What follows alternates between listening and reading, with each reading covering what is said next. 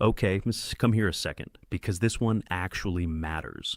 And I promise I'm not going to make you sit through 10 minutes of throat clearing to get to the point.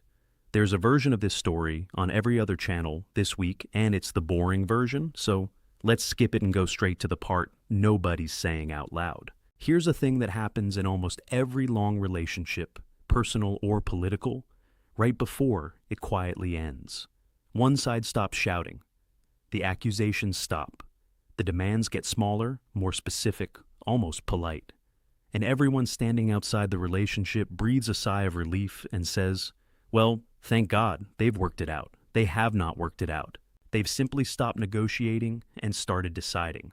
I mention this because it is, almost embarrassingly, the exact shape of what just happened between Donald Trump and NATO in Turkey this week, and almost nobody covering it seems to have noticed the difference between an alliance calming down and an alliance quietly filing for divorce. The official story, the one you got from the arrival footage, goes like this. Trump lands in Turkey for the summit, makes some noise about burden sharing, the usual complaints about who's paying what. Everyone nods along, no drama, mission accomplished. That is the surface reading, and it is almost entirely beside the point.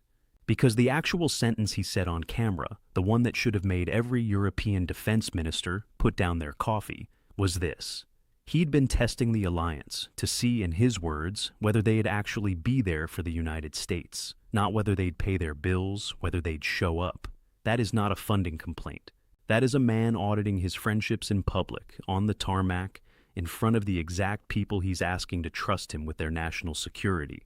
And here's the part that gives the whole thing away. He didn't consult that alliance before dragging it, at least by association, into a war against Iran. Didn't ask, didn't inform, just acted, and then, when the fallout from that unilateral decision didn't come with the applause he was expecting, turned around and framed the silence as betrayal. It's a genuinely remarkable piece of emotional logic. You don't invite someone to the decision, and then you resent them for not celebrating the outcome. Somewhere there is a therapist getting very rich off exactly this dynamic, just usually not between nuclear powers. Now, why Turkey? Why does this particular reckoning happen on Erdogan's soil? Because at the exact moment Trump needed a good story, after the Iran operation went sideways, he had, conveniently, a genuinely warm, decades-old personal relationship with a leader who is not exactly beloved by the rest of the alliance, and who Netanyahu had, just days earlier, been quietly asking Washington to rein in. Trump didn't rein him in.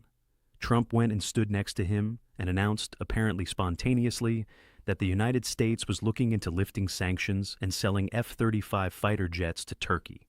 Selling your most advanced stealth aircraft to a country whose relationship with the rest of NATO ranges from complicated to openly hostile is not really a foreign policy decision in the traditional sense. It's a gift from one man who feels underappreciated to another man who is happy to appreciate him publicly. The strategic implications for the rest of the alliance were, from what I can tell, a secondary consideration at best. And then, because apparently one territorial fixation wasn't enough for the weak, the Greenland conversation resurfaced. Not as a joke this time.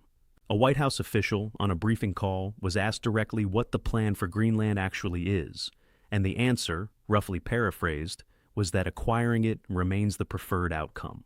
Acquiring a NATO ally's autonomous territory. Discussed on a call meant to preview a summit about alliance unity. I want you to sit with how strange that is for a second, because we've normalized it so quickly that it barely made news. Imagine explaining this to literally anyone in 2015.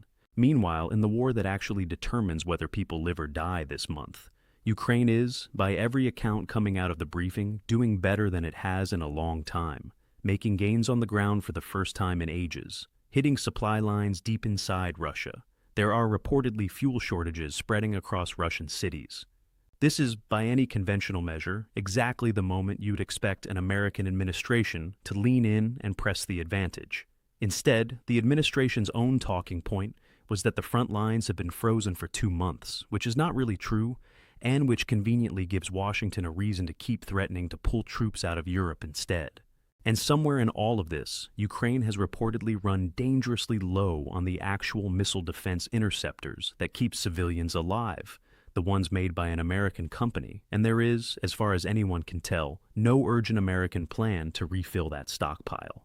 So, to summarize the priorities of the week, fighter jets for Turkey, real estate ambitions in Greenland, and a quiet shortage of the interceptors protecting Ukrainian civilians. You are welcome to draw your own conclusions about where the actual American interest sits in that list. Here's the thing nobody in the administration seems willing to say plainly, so I will. NATO was never built around how much each country spends. That's the number Washington keeps repeating, because it's simple and it fits on a chart. NATO was built as a nuclear umbrella, specifically so that a full-scale war in Europe would never happen again. And specifically so, smaller wars wouldn't metastasize into something the United States gets dragged into anyway. That's the actual point, not accounting, deterrence. And the moment an American president starts treating that deterrent as a personal loyalty test, a check on whether people like him enough, he's not managing an alliance, he's managing his own feelings, using foreign policy as the outlet. Which, look, we've all had a bad breakup, but most of us don't have F-35s to hand out afterward. And this is where it gets genuinely expensive for the United States, in ways that won't show up until much later, because allies don't announce when they stop trusting you. Nobody holds a press conference to say, we've noticed the interceptors aren't coming, and we've noticed the administration is distracted by Greenland, so we're quietly building alternatives now. They just do it, quietly, in procurement decisions, in new supply chains that route around Washington instead of through it, in defense ministries that start drafting contingency plans that assume American help arrives late, if at all. The cost of this week isn't measured in this week's headlines. It's measured in decade-long decisions European governments are making right now.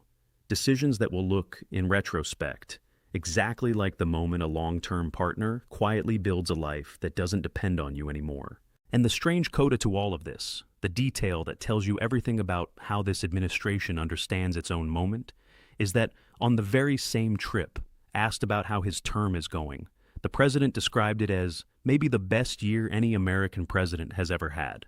Not a modest year, not a decent year, the best.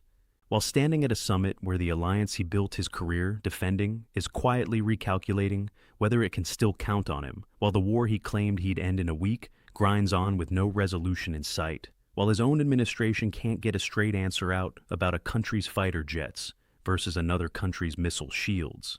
That is either the most confident man in the world or the least self-aware one, and at this point, I genuinely could not tell you which, and neither, I suspect, could he.